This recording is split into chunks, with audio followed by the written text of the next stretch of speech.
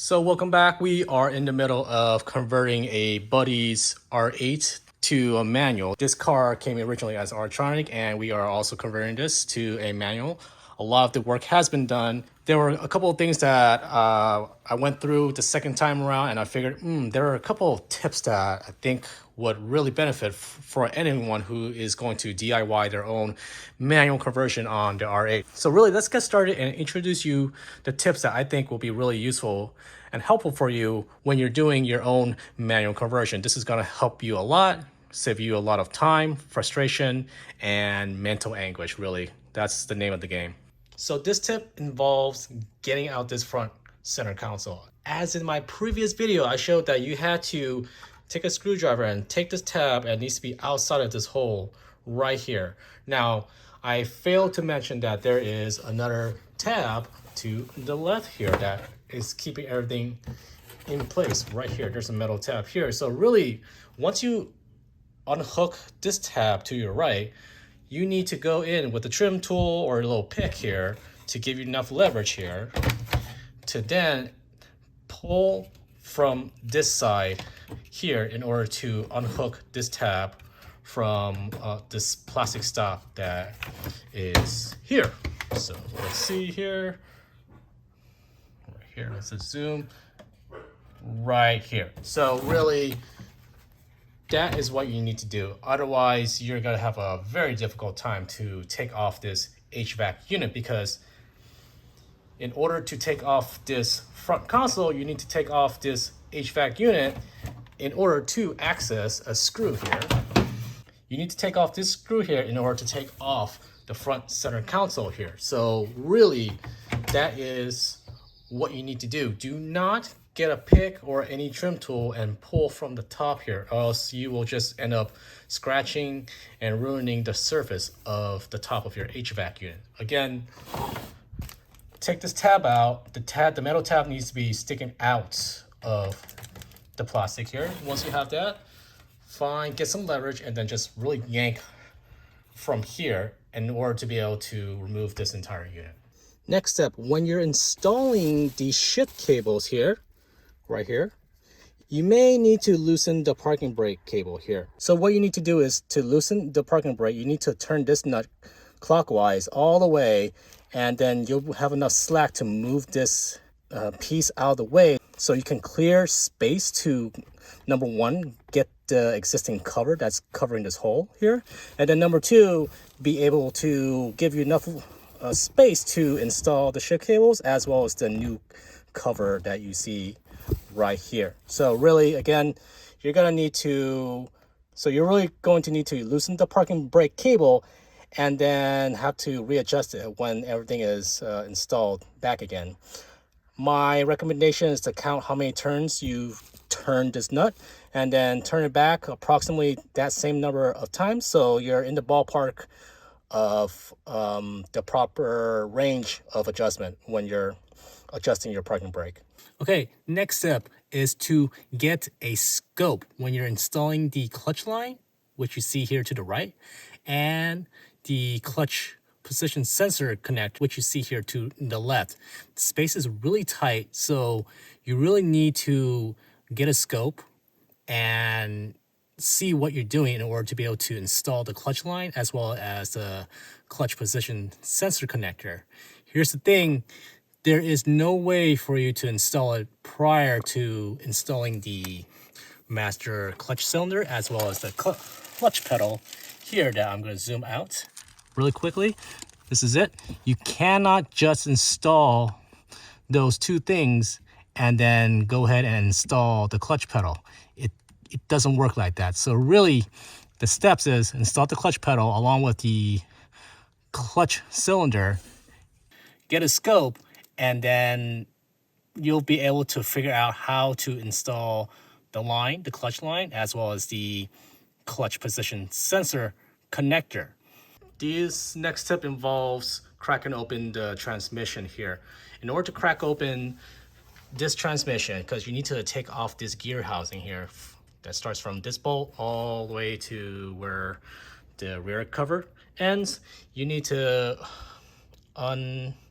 you need to take off these screws as well as 3 screws in the back here that, let's see here. There's 2 nuts here as well as 1 nut all the way near the oil tank here. And really this one is the most painful nut to reach because space is so tight.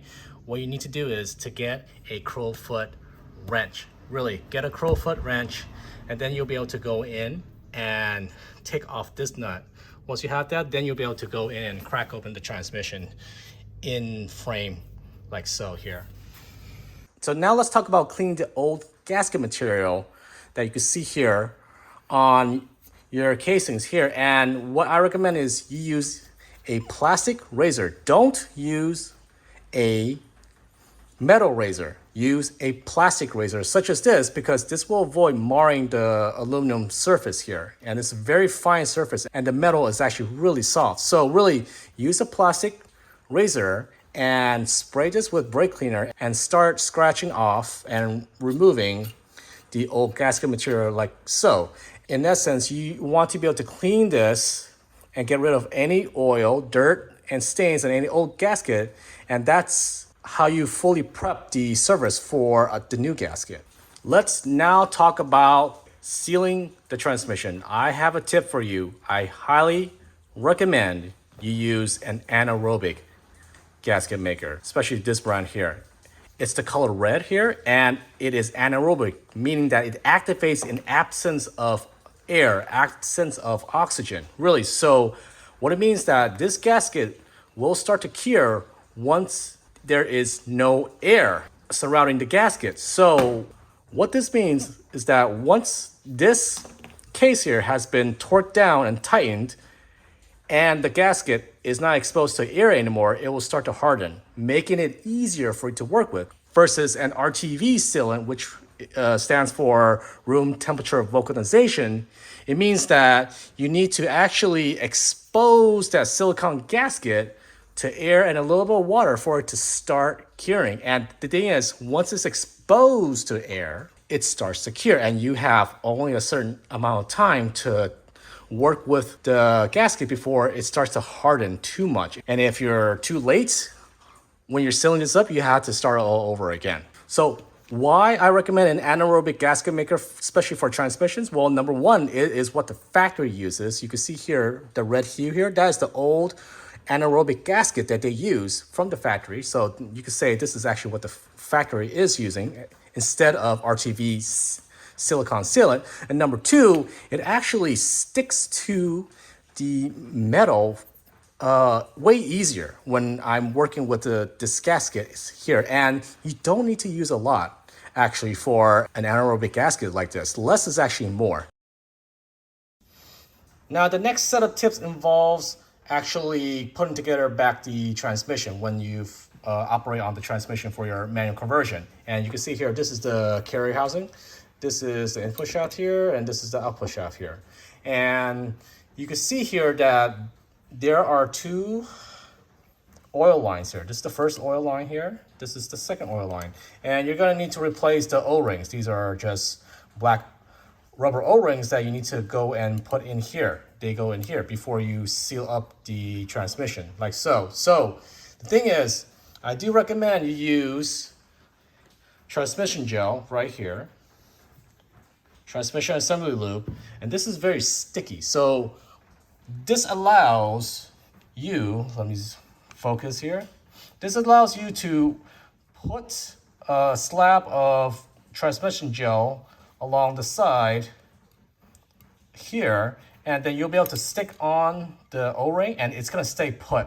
It's gonna really stay in place for this O-ring here and this O-ring here.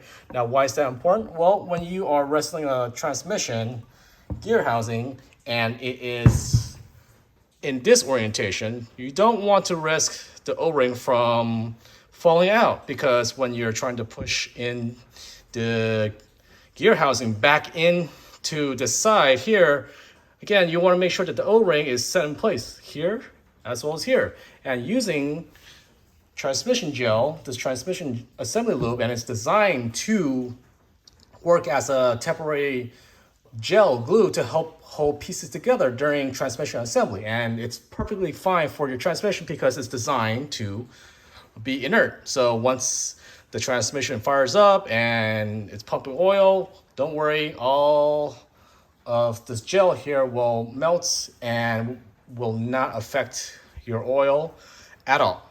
So assume that you put the gear housing back onto the battery housing with those two O-rings that stayed well in place. Well, there's one more O-ring that you need to replace, and it's this O-ring right here. And this one is a little loose here. So again, recommendation is to, yes, number one, replace this O-ring and use some transmission gel again to stick this O-ring here and make sure that it stays nice and steady and it stays on the transmission housing. This is very important because this O-ring here doesn't fit as tight as compared to the O-ring on here that you see here as well as here.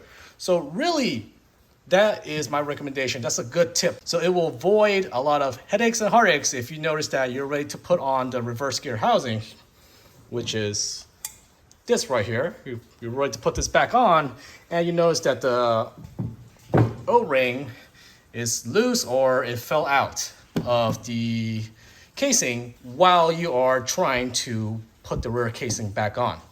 So when you get ready to put on the reverse gear housing, you will need to make sure that this little thrush washer here with this little key extension here fits into this way here, this little keyway here, this little keyhole slot here. Now, the thing is, when you're doing this way, it's going to want to slip, and you're going to have a little trouble to try to slip this onto the shaft of the idler gear. So again, what you can do, and this is a great tip, is to go and use transmission lube or petroleum jelly, dab this on, and it's going to stick onto the surface, and this will allow you to put on this reverse gear housing horizontally like so without having to wrestle with this washer here from slipping off this keyway here. So that's a good tip for you right here. Well, that is it. Those are all my top tips I have for you when you're doing your own Audi R8 manual conversion. I really hope that your own manual conversion on your own Audi R8 will turn out well too. Now, if you find this information helpful, I really appreciate the thumbs up on this video, as well as a subscribe to this channel as I'm building out this channel.